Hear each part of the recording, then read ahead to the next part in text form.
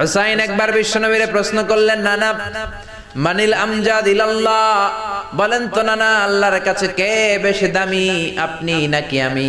বিশ্বনবী বললেন, হুসাইন আনাল আমজাদ, আমি বেশি দামি।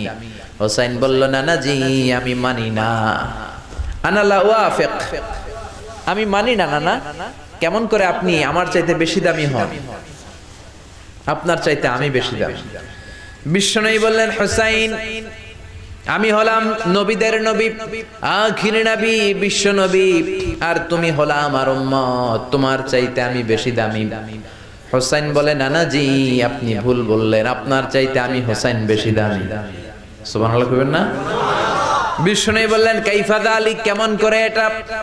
হুসাইন বলল, নানা জি তাহলে বলেন তো আপনার আব্বার নাম কি? বিশ্বনবী বললেন, আমার আব্বার নাম হলো আব্দুল্লাহ। কি নাম? হুসাইন বলেন, আনা খালি আব্দুল্লাহ।